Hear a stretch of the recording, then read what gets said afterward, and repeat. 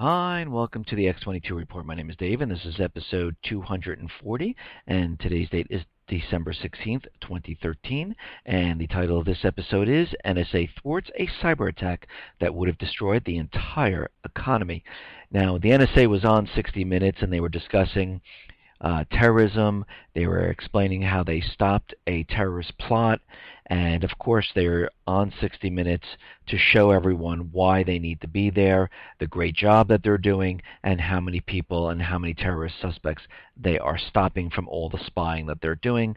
And as we all know, this is a bunch of BS, and this is all propaganda. This was put on because a federal judge was making a ruling to see if the NSA was constitutional or unconstitutional, and this was the whole entire reasoning for them to be on 60 Minutes. But what I take away from this is certain things that they've said and certain remarks and how they kept on pinpointing and talking about the economy. That raised some red flags to me, and we will talk about that in a couple of minutes once we get through some of this economic collapse news. And let's get started. Now, we have to remember, during the summer, France, the president was out there saying that we're, coming out of this recession, we're making great strides, everything's improving, unemployment's going down, and everything looks great. And ever since he said this, things have been getting worse in France. And he's still saying that they're coming out and they're making great leaps in this recovery, and it is just not true. And what we are seeing right now, the PMI shows a sharper fall in output at French companies in December. And if we look at this, the France Composite Output Index falls to 47, and it was at 48 in November. It's a 7-month low. France Services Activity Index drops to 47.4 from 48 in November. That is a 6-month low. Manufacturing Output Index slips to 45.3. It was at 48 in November. It is a 7-month low. Manufacturing PMI falls to 47.1. It was at 48.4 in November. It is a 7-month low. And right now, staffing levels also continue to decline during December. Employment in the French private sector has fallen in 21 of the past 22 months. And right now, the president is out there saying the economy is truly emerging from the recession. This is complete propaganda. They are not emerging from anything. Unemployment is continually going up, just like it is in every other country. And of course, all of these countries use tricky accounting methods. They manipulate numbers, and we see this happening throughout Europe, and we see it happening in the U.S. And from everything that we see here, we see all of these countries stacking more and more debt, which means more and more interest payments on the debt, which means more austerity, which means more people are unemployed, programs are cut, and they just can't produce the revenue to pay for everything. And they need more bailouts. And this is how this game is played, and we see it continually being played. And of course, to show that their numbers all look fantastic and great, they don't count those people who dropped off or don't have jobs. They ask people to leave the country, so this way they don't have to pay for them or count them. And this goes on throughout every single country. Spain, for example, is raiding the Social Security reserves to make up the difference to keep the country continually running. And other countries are doing the same exact thing. Now, Ireland, as we know, they are coming out of their debt problem, and it is not over. There are reports saying that the banks are using some tricky accounting methods, and they have a huge amount of toxic, bad loans and bad investments on their books, which they are hiding. But right now what's happening is the Irish authorities have asked the unemployed citizens to leave the country. Now, correct me if I'm wrong, if the country is doing so much better and they're coming out of this recession and they're paying back the EU, why do the people need to leave the country? Well, the request is no other than a desperate attempt of the Irish authorities to reduce Social Security spending. The Irish government has sent letters to approximately around 6,000 unemployed citizens asking them to get out of the country because they can find jobs in other EU nations. But we have to remember every fourth citizen under 25 still does not have a job in Ireland. So they have used many manipulated and tricky ways of getting out and paying back the debt. Who knows what they rated and what they did to do this, but again, it always comes back to haunt these countries. If we have to remember back when Greece got their first bailout and the EU, the entire world was saying that problem is solved, they are good to go. Well, if we look today, they are not. If we look at Spain, they're rating their Social Security reserves. The United States already rated their Social Security reserves back when Clinton was president. And right now, what he did is he took the Social Security, said, "Hey, look, we have an excess of funds, so we're going to give this back to the people." So let's see. The Social Security fund were all the people who paid into it. They raided the Social Security fund, and then they gave money back to the people, but it was their money from the beginning. So what did they do? They did absolutely nothing, and they replaced all of that with treasury bonds, worthless treasury bonds. And this is why they keep talking about Social Security problems in the U.S. here. Now, Senator Chuck Schumer believes that it's time the U.S. military veterans do their part for America by taking a cut in their retirement benefits. Well, I'm sorry, Chuck Schumer. Maybe Congress needs to cut what they've been doing and stop giving themselves raises and maybe their pay shouldn't be $100, $200, $300,000 a year. So he goes on to say that the civilian federal employees have been cut. I think there was a feeling if you're going to cut them further, which was done, the military retirees should have about an equal amount also cut from them. And they're going to have to pay a little bit into it, which they never have, he added. But Schumer maintained members of Congress should not be forced to take a pay cut. He said they have already sacrificed, since they have not seen a pay raise in a long time, and explained most of them are paying more for their health care insurance. Sure they are. You mean one of the best health care insurances in the whole entire country that Congress gets? But let's put this in perspective right here.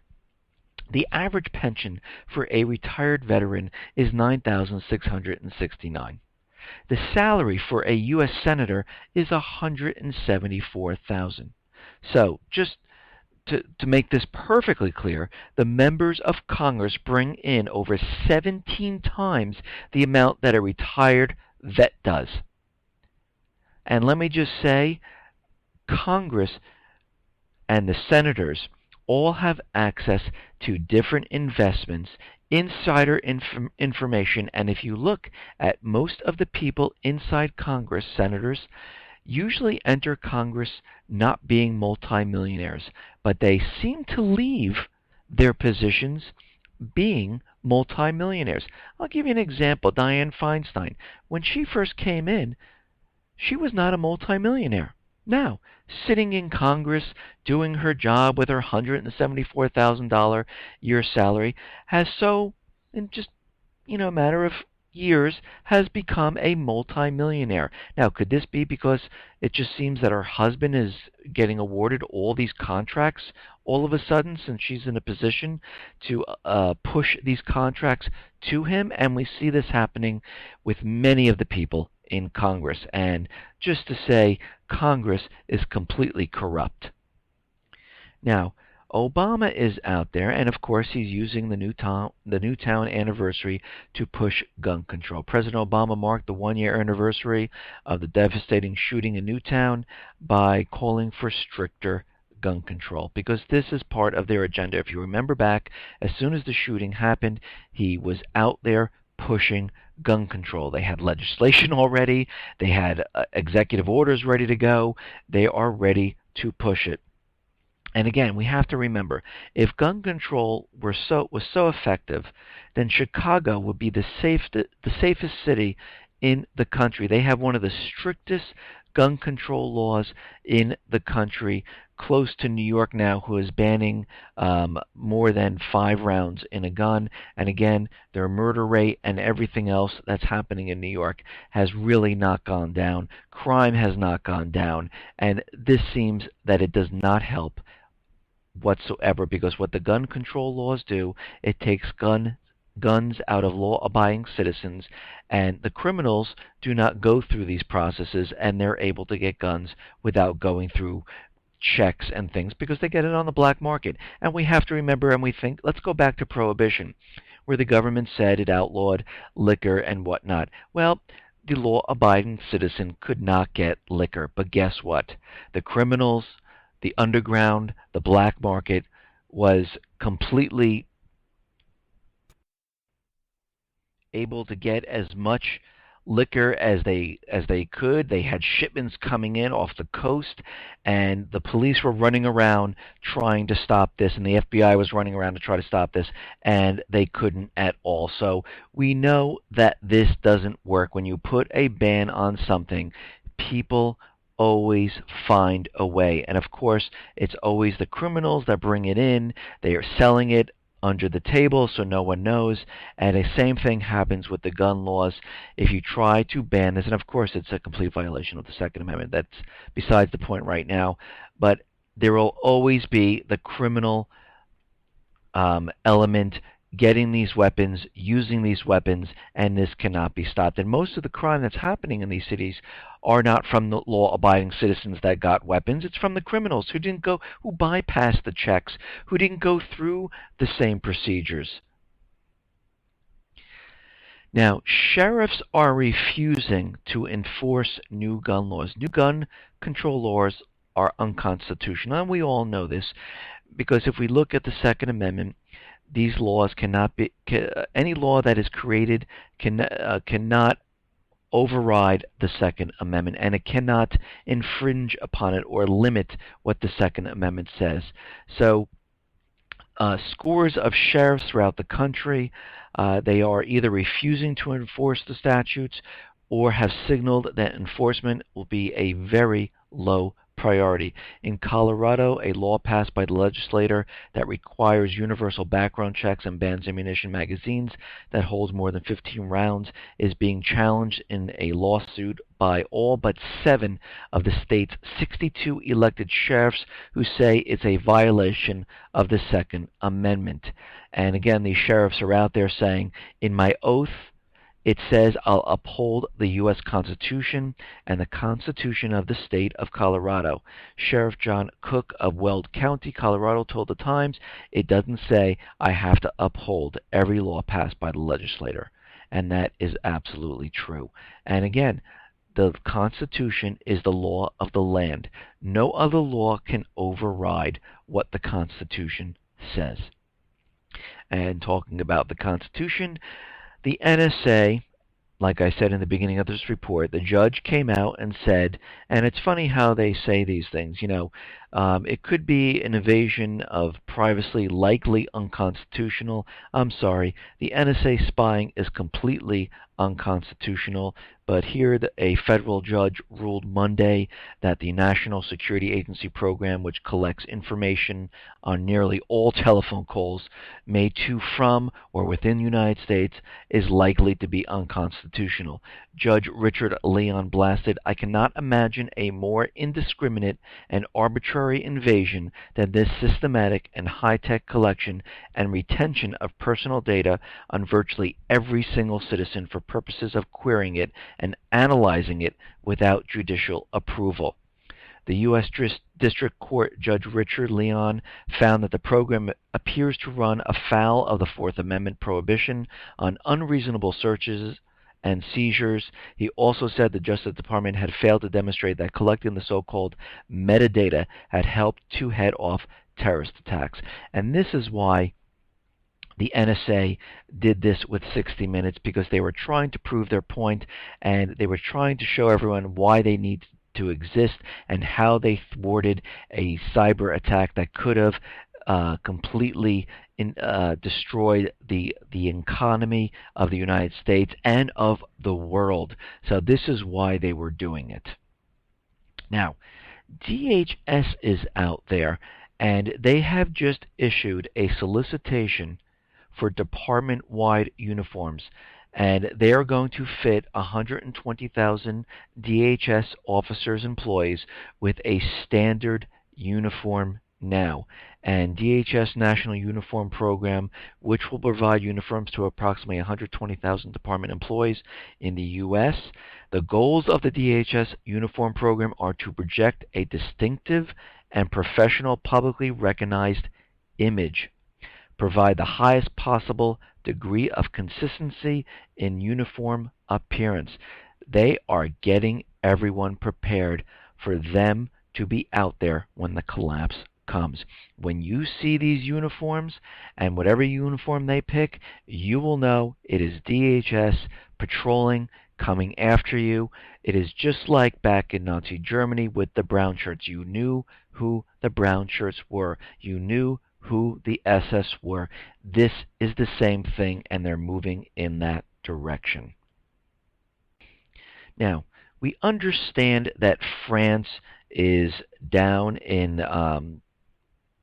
Africa right now, in the Central African Republic, and they're going down there because they're saying that they're trying to help the African people, and they were going to send 1,200 troops down there, but they decided that wasn't enough, so they upped it to 1,600 troops. And the French-led operation has nothing to do with the threat of seeds of genocide in the car, and this is why they're saying they're going down there. What the real motive and the real reason they are going into Central African Republic is for the uranium. Paris is focusing on the uranium deposits in southeastern Car, and these deposits are unique by their high uranium content, the highest in sub-Saharan Africa. That is the real reason they are there. And every time one of the private Western Central backed countries who have private Western Central banks go into any of these countries, it has nothing to do to fight terrorism, to save the people. They are there for the natural resources. They are there to go in, to maintain control, and get what they need to get. This is why the private Western Central banks are in the Middle East. This is why they're heading into Africa. This is why they're going into the Arctic. This is the only reason. Now, France is pushing its European partners this week to create a fund to pay for overseas military interventions, just like the one into Central African Republic. And they want the the Eurozone to pay for this.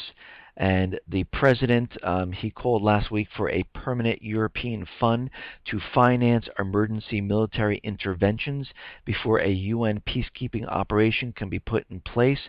He will push the idea at a summit of European leaders Thursday and Friday. This fund could also be a step toward a common European defense system. So all these countries are getting ready. They are ready. They're getting ready to pounce on these countries to get the natural resources.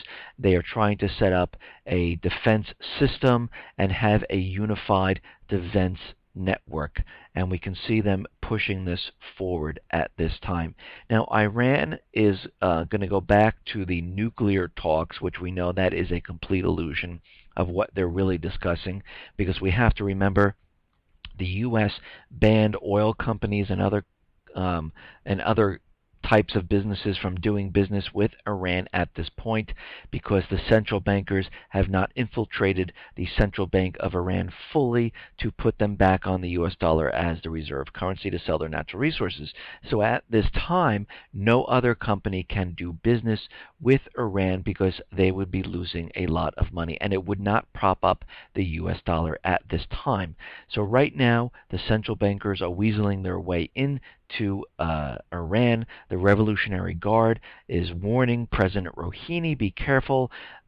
We understand what the Western powers are trying to do, and at this point, I don't know if Rouhani is in the back pocket of the central bankers or if he is just using them at this point to get what he needs, and we're going to have to see how this plays out. But what I think is eventually going to happen, this deal is definitely going to break apart and not go forward, and we will definitely see a false flag event, just like they're starting the rhetoric of, oh, look, Iran pulled out. They do not want peace. They want to keep their nuclear bombs. And we can see where this is moving and how this is shaping up here. Now, there's been many different reports in the Ukraine. First, they said they were going with Russia. Then we had protests backed by Western powers to force them into the EU, because to keep the system going, we understand they need to get more and more countries to take on either the euro or the US dollar to prop it up, because they need to spread debt further and further, because the system only works on pushing debt further out there and having people pay back their money with interest, and this is the only way the system works. And we've heard many things in the Ukraine, and we've had the riots out there, and they said they were going to sign with the EU, and now the Ukraine is looking at Russia. They already got an $8 billion loan from China, and they're looking to get a $15 billion loan from Russia at this point. So we're going to have to see how this plays out. John McCain is out there trying to push and get the pretty much the government overthrown and put a new government in there, and we can see how hard they're struggling to get the Ukraine on the EU system. Now we understand that NATO, which is part of the U.S., and all the private Western central banks have set up a missile shield going from Poland through down to Romania, and this was set up to protect all Europe from the Iranian nuclear threat, and it's also to protect the European nations from Russia. And right now, the Russian president was out there and other government officials saying, if we're going through this peace talks, why do we still need this missile shield? And the White House came out and said, we are not going to remove the missile shield. It's really not up for discussion. So Russia said, you know what, if you guys are going to have this missile shield, which borders a lot of the Russian states and could shoot a missile right into Russia. Russia confirmed today that it has deployed tactical ballistic missiles near its borders with NATO, but said the move did not violate international agreements. The deployment marks the realization of threats from Moscow to respond with a firm gesture to NATO plans to place elements of the so-called European missile shield close to Russian borders. So here we are. Russia is putting missiles up. The NATO forces have their missiles. China is, carving out their air defense zone. Russia's moving into the Arctic. Europe is moving. The United States is moving up into the Arctic, and we can see all countries are moving their military assets because we are definitely getting ready for World War III, and the central bankers are going to definitely push this forward because their main threat is China, because China is slated to become the reserve currency of the world. They already set up some signal flares stating that we no longer see a benefit of holding U.S. dollars. We're no longer going to be purchasing treasury bonds. We're actually going to be selling them.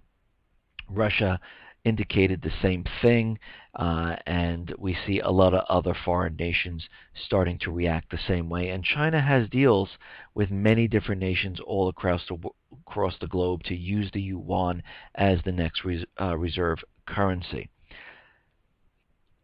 Now, since we understand that China is a threat to the central bankers and to the U.S. government, the U.S. now is giving aid to southeastern Asian states. And U.S. Secretary of State John Kerry announced Monday that the United States will boost maritime security assistance to the countries of Southeast Asia amid rising tensions with Beijing. Kerry pledged an additional $32.5 million for members of the Association of Southeast Asian Nations to protect their territorial waters and navigational freedom in the South China Sea. New aid is up to $18 million for Vietnam alone. That will include 5 fast patrol boats for its Coast Guard.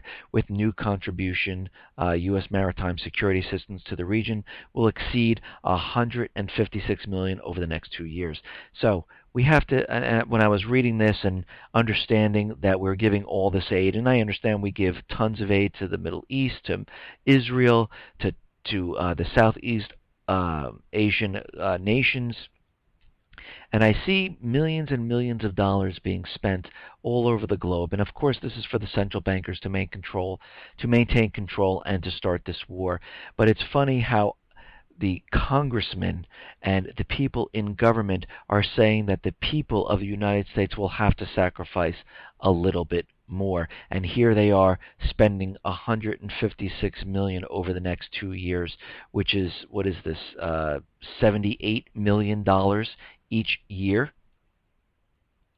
And this goes on to say that Kerry made that the aid is designed to help Southeast Asian nations defend their waters from encroachment, and his announcement was accompanied by blunt criticism of China for its creation of a new air defense zone over parts of the East China Sea, and suggests that it might do the same in the South China Sea. Peace and stability in the South China Sea is a top priority for us and for countries in the region, Kerry said. And we can see that they are definitely getting ready for war with China, which then will lead to Russia, which will lead to the Middle East, which will lead to Europe, which will lead to World War III. Now, as the title of this report says, the NSA thwarts a cyber attack that would have destroyed the economy. And we all know why the NSA was out there. They're trying to show America and bring them inside and show them how great they are and how they're, thwarting all these attacks. But what I took away from this is very interesting, and I've been saying this in my reports for quite a while. They will be using a cyber attack to blame another country for imploding the economy of the United States.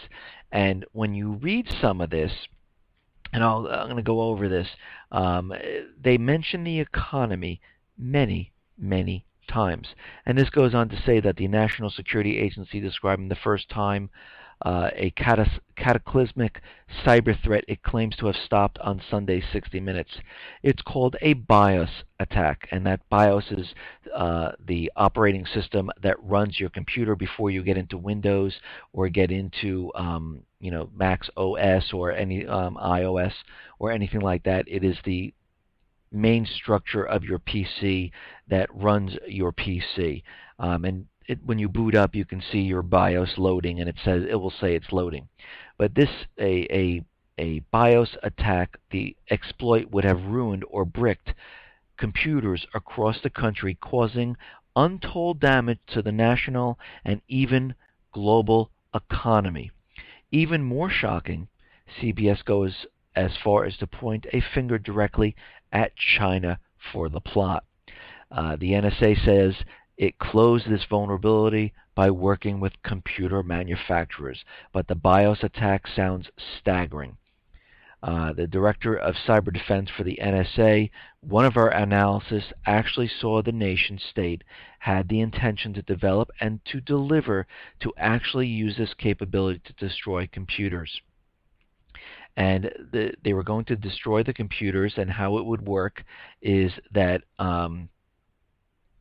the person would start their computer, they would get an email or something and click on a link, and it would start an upgrade on the BIOS, and it would install itself, and your computer would never turn on after that.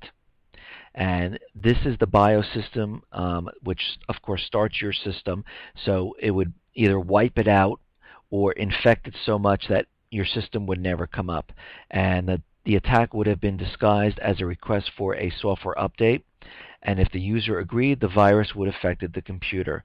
And this basically would have gone into the system that starts up the computer, and nothing would happen. And after that, there wouldn't be much you could do with the computer, and this would have an effect on the entire U.S. and the entire globe, and it would literally bring down the U.S. economy. And what this goes on to say is that it's long been known that cyber attacks on critical infrastructures could level much of America's economy. And we are seeing more and more of these attacks. And one day, if the NSA is not there, they would not be able to stop this type of cyber attack, which would implode the economy. And they keep mentioning the economy, the economy, the economy, because this is actually what they have planned. And they understood that the federal judge was going to come out saying that this is unconstitutional. They are coming under heavy fire from the people saying this is unconstitutional, that we do not want to be spied on. There is more than 100,000 signed petition saying do not spy on us, and the NSA is under a lot of heat right now, and they are setting this up, and they're letting everyone know that these attacks will destroy the economy. And they wanted you to know this, because when the economy collapses, they're going to say, see, it was from China, it was from Iran. I mean, right now they're saying it's from China. That's where they're pointing the fingers, because that is the biggest threat to the U.S., because they're slated to be the next reserve currency, and they've been making deals all over the place in England with Cameron, with letting banks in there, with a trade agreement with Africa, with Iran, with Russia, with Syria, with North Korea, with Australia, and a lot of the private Western Central countries have also been making deals with China. And the central bankers do not like this. And this is all being set up for a cyber attack and a multi-pronged event that will occur. And this is why they're making it very clear that this is an attack on the economy, and the economy would implode on itself, because they want you to know that another country is going to do this, and they have just set it into everyone's mind. Because being on 60 Minutes, just think about how many people have seen this now. How many people realize that China is a threat? How many people realize that a cyber attack could destroy the economy? Well, multi-million number of people do realize this. They have now gotten their message out. We are now going down the track of this event occurring. Okay. Now, in the Wall Street Journal, they are really pushing terrorism and the terrorism propaganda. And in the weekend edition included 5 major stories about terrorism, including a shooting at Colorado High School, the result of the video from a hospital massacre in Yemen, and a review of how the Sandy Hook victims' families are coping. In the most prominent spot at the top left of the front page, readers found an alert for a major expose covering the Boston bomber. The 5th story was about the arrest of the Wichita man for plotting to blow up aircraft with a homemade bomb at the airport. And what they are trying to show everyone and keep it in their minds is that the next terrorist could be anybody. It could be you, it could be your father, it could be your neighbor, anyone at all, and there won't necessarily be any signs at all than what the FBI provides about internet activity and what terrorism is about.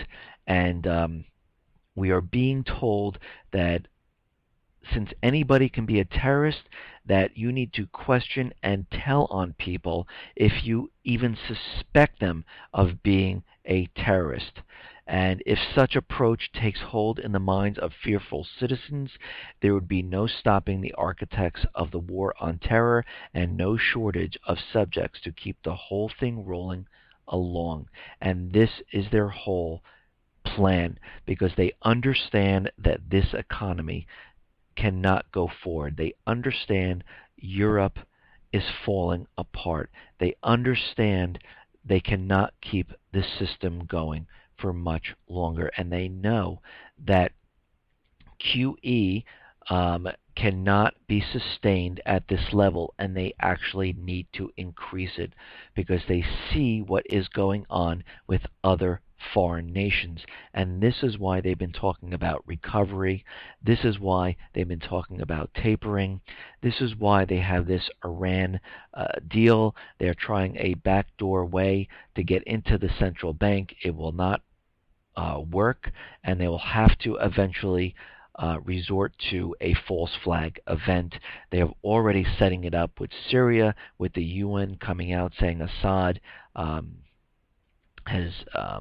they have reports about him committing war crimes, so they're setting the stage up for NATO going into Syria. They also have reports of Assad hiding caches of chemical weapons that the UN does not know about.